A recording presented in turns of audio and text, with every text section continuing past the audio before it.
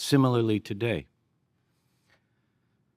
Lies and false reports against the truth abound, and enemies of the truth use any means to try to smear the reputation of Christ's brothers. But now what's the point? Your time here at World Headquarters, your time with the governing body, your time with the responsible brothers from World Headquarters convinces you firsthand that any negative reports that you hear about the organization are lies. And now you can thunder for Jehovah by defending the truth about those whom Christ appointed to take the lead in his organization. And look what you've been able... Hey, it's Felice, totally awake, and I'm back with another video. So you guys just seen that clip from Mark Noumair, or whatever his name is. Can you believe the words that he's telling those Gilead graduates? Now, I was trying to view some of the JW broadcasting for June, which was the Gilead graduation 149th Gilead graduation, but I was mistakenly looking at the 148th Gilead graduation, but I couldn't get over what I was hearing, and I still wanted to share it with you guys because, you know, it's all still relevant. Of course, right? They still have it right on their website. This was just last year that he was telling this nonsense to the members. He was speaking to the 148th so-called Gilead class, but he's talking to all members of the organization. And I just can't believe that he could tell them not to believe anything. First of all, for you to say not to believe anything, there must be a whole lot of stuff out there. I mean, I can see if he even said, don't listen to everything you hear, but he said, don't listen to anything you hear. So you got to be perfect. You must be perfect. Y'all perfect? You got a perfect organization over there? It's not. It's not. They like to claim that it's perfect. But my thing is, you can claim it's perfect all day, but who make up this perfect organization? Imperfect people.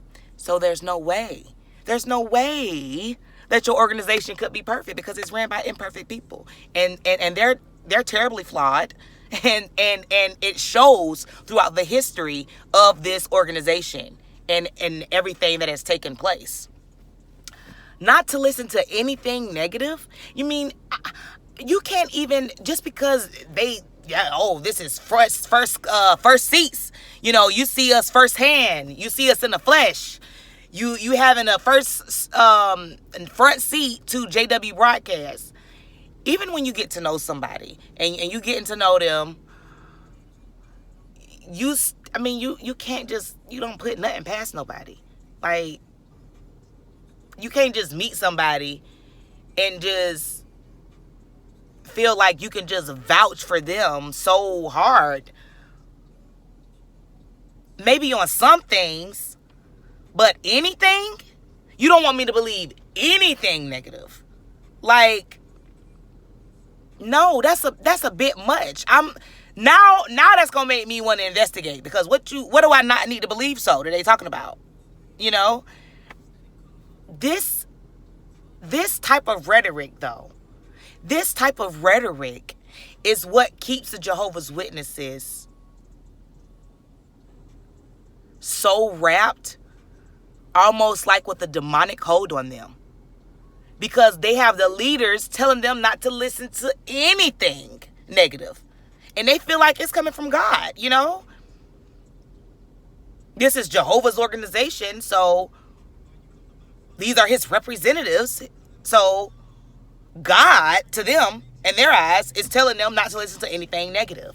So when you try to tell people about all of these different court cases that's out here, and about the child abuse scandals, and about, their 2 witness rule that they have in their organization, and how the cops have not been called when they should have been, and how children have not been protected, and you try to tell them about these victims of abuse, so many of them will laugh. I've witnessed it. I've witnessed it myself, talking to so many different people, like just hearing it, like just listening to Bridget from AZ, some of her phone calls, you can hear how they laugh, this sarcastic laugh, you know, and even the recorded conversation that I have where I pull up on the elder and another sister at the hall, when I'm telling them about these accusations and stuff and these court cases and all of the abuse, they're laughing. To look at the depth of that, it says as a general rule, but when it comes to child abuse, that rule doesn't apply. No, that was the thing. It did apply. That's the issue. It applied even with child abuse. No one was calling the police. Okay, man. I mean, you're getting stuff off the internet, and I'm trying to tell you, you're going to get anything you want off the internet. Well, I mean, we live in a world with internet, so we can find a lot of stuff on the internet. And like I said, these people, they were telling real stories, genuine stories. How do you know they're real? The people saying that they were being molested by different elders and different men in the congregation. And I mean, I don't think anybody would lie about that.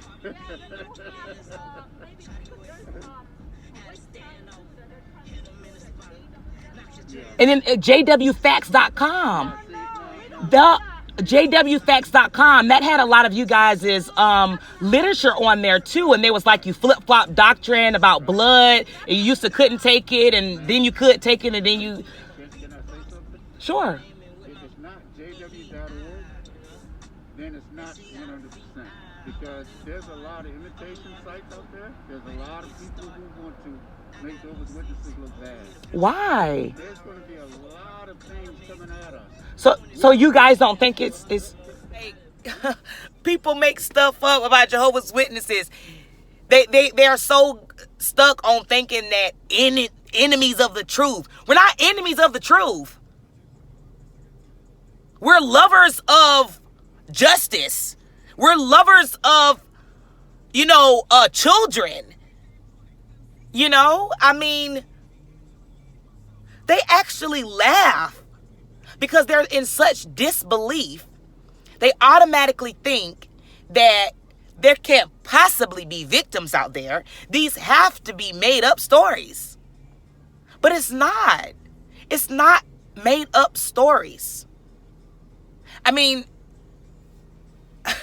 I said I was going to make sure I had, some extensive research done when I talked about this. But, I mean, there is literally a list. I can't name all the names right offhand,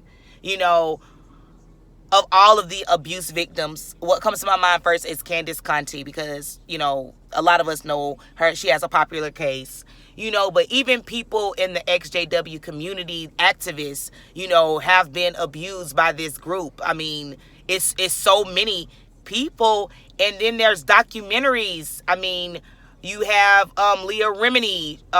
She did a special on the Jehovah's Witnesses. You have Oxygen, their special that they did on the Jehovah's Witnesses. There are so many specials on Jehovah's Witnesses. Even specials from way back. You can type in documentaries on Jehovah's Witnesses, child abuse, sexual child abuse on the internet, on YouTube, and it will come up.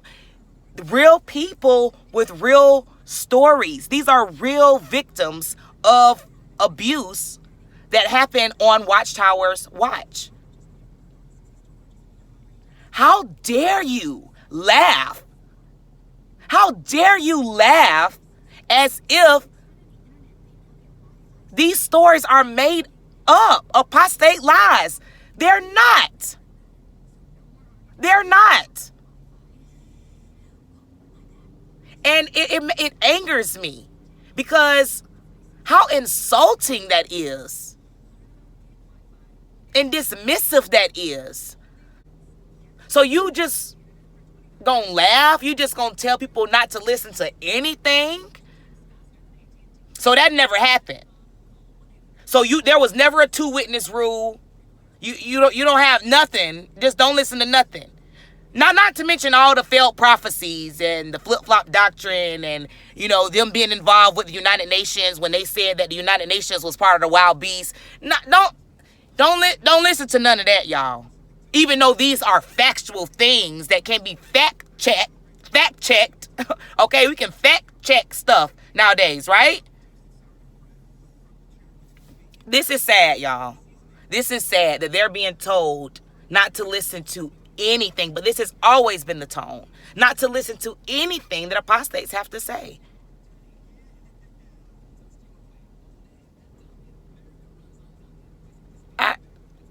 It makes me mad. It makes me so mad, y'all. So let me know what y'all think about this in the comments down below. Like, share, subscribe. Catch you in the next one.